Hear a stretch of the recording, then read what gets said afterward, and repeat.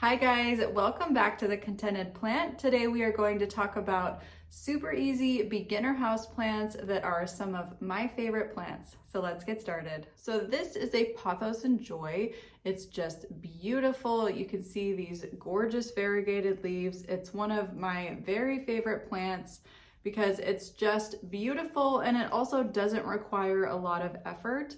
When it grows bigger, it will eventually trail down, but as it stands now, it makes a beautiful tabletop plant. I just keep it in the middle of my dining room. It's a super simple plant to take care of. It does not require a ton of watering. I water mine about once every 2 weeks or when the soil is really dry to the touch, but it's not picky. It's not gonna die because it didn't get watered for a couple weeks. Really, the top way that people end up killing this plant is by overwatering it, because if you do water it too much and that soil sits in there, it can give your plant root rot. But overall, it's a very simple plant to take care of. If you water it every once in a while and stick it in a spot with some bright and direct light, it will be happy. Next up is the ZZ plant. It is a super easy plant to take care of. ZZ plants are one of the favorite house plants for beginners because they really are just kind of set it and forget it plants. This one lives in my bedroom and it just sits on a table and hangs out there. I water it maybe once a month or so. It does not need water very often because they are super drought resistant. They have a rhizome base that holds lots and lots of water, making this a wonderful plant for somebody that either forgets to water their plants or travels a lot. This is also a great plant for somebody that doesn't have super bright and direct light in their house. If you want a plant that's going to fill out a lower light area, a ZZ plant is a great option for that. The only thing I will say is if you have it in a low light area, it will grow very slowly. Mine is in a fairly low light area, and since I've had it, it's only put out this one stem in about 6 months. So I would consider that pretty slow growing, but if I moved it into my living room, I know it would grow much, much faster. Next up for super easy beginner houseplants would be the snake plant. This one is also very drought resistant and can handle quite a bit of time in between watering. I will let mine sit for usually a month or so. I really like to let them dry out so I don't accidentally give them root rot. They're also really great at adapting to different lighting. They can live in low light and they can live in higher light. But just like the ZZ plant, if you do put it in an area that doesn't have a lot of bright light, it will grow very, very slowly. I had this one in my office kind of up on a shelf, and I brought it down because I had a spot on my windowsill for it, and since I've brought it down to the windowsill, it's put out quite a bit more growth. It's getting quite a bit longer, so definitely keep it in a brighter area if you want it to grow quickly. If you don't mind if it grows fast, you can keep it in a low light area. Next up, we have the Tetrasperma, also commonly known as the mini Monstera, even though it actually does not have any relation to the Monstera family at all. It just bears some similarities in the leaves with the beautiful fenestrations.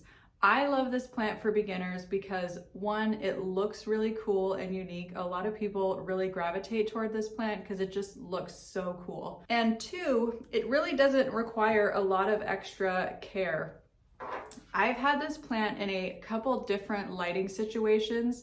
When I first got this plant, I put it in a spot that didn't have a whole lot of light in it, and it did fine. I will say it was putting out these smaller leaves here that you can see in the middle. I've since moved it into my son's bedroom on a windowsill and put it on a moss pole. And ever since I put it on a moss pole, you can see these huge stalks that are actually growing out towards the window. The only thing about this plant that makes it a little trickier is that it will need a moss pole or something to climb. You can grow it in a hanging basket as a trailing plant, but I don't think they grow quite as well. They really love to climb. So if you wind up with a Tetrasperma, you just need to put a moss pole in there, water it every couple weeks, make sure the soil stays a little bit more moist and your room has a little more humidity in it, and it will do just fine. They will just grow and climb. One of the only things that I have negative to say about this plant is it does grow very fast if you have it in a very good spot for it. So I will need to figure out what I'm going to do with mine because it is starting to go all over the place soon. but that's a good problem to have. It's a happy plant and a very easy plant to grow. So next up is the Monstera. This is one of the most popular houseplants of the last couple years for sure. When everybody thinks about wanting a houseplant, I think they tend to gravitate towards the Monstera. It's in a lot of pictures, it's in a lot of home decor these days. They grow really big with big, beautiful fenestrated leaves, and they're just beautiful. They take up a nice space in your house, and they add a nice decor statement. The care for them is not terribly difficult as long as they're in a well-draining soil mix and you have them on a moss pole like the Rhaphidophora. They will climb on the pole and do great sitting in a corner with appropriate lighting. They only need to be watered once every couple weeks or so, just so the soil is kept a little bit moist. They can get root rot just like any other house plant, so just make sure you're not overwatering them. Next up, for the second, if not most popular house plant, is the golden pothos. This one is just a classic house plant. It is one of the easiest house plants that you will ever own. It's just beautiful and it pretty much takes care of itself. You can see that it has these nice long leaves that have these splashes of irrigation, which is where it gets the name golden from.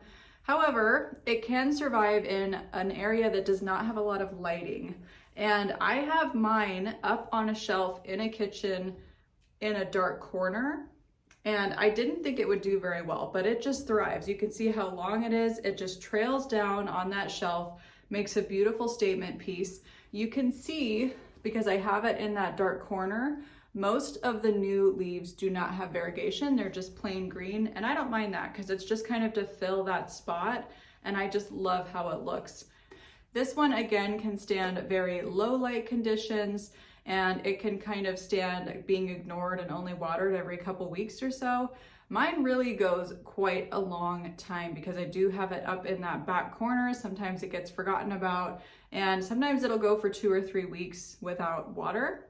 And when I do water it, I just give it a really, really good soaking so I know that that soil is completely saturated and it will be good for a long time. And last but certainly not least, we have the super adorable Philodendron Micans. I just love this plant so much. It's been on my plant wish list for a very long time. I just got this one about a month ago and it's gorgeous. I love the velvet shimmery leaves that it has. And I also love that it's, again, a very easy plant to take care of. I know when I'm adding this into my collection, I'm not adding a lot of extra work for myself. It's very much like a pothos in its care. It can kind of hang out on a shelf and just be allowed to trail down, or it can be put in a hanging basket and be a really beautiful statement piece in your home. It does not need a lot of extra care. It needs evenly moist soil. I would water this every 1 to 2 weeks or so. And if you want the best, most optimal growth, you're gonna want it in an area that has a little bit of extra light. Since I've had mine, it's put on all of this new extra growth up here because I've kept it in a spot that has some bright and direct light. So this can survive a lower light area, but it will grow very slowly and you might end up getting really long, leggy sections that aren't getting any leaves. So if you want a beautiful Philodendron Micans, I recommend growing it in an area with bright and direct light. Okay, that's it. That is my lineup for my favorite beginner plants. They are the plants that I hands down recommend to any family member or friends that ask me about a plant.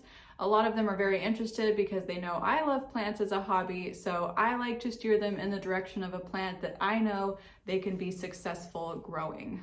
Thank you so much for watching this video. If you haven't already, please subscribe. And please follow me on Instagram and TikTok at The Contented Plant. I would love to chat with you over there. Thank you so much for watching. We will see you next time. Bye-bye.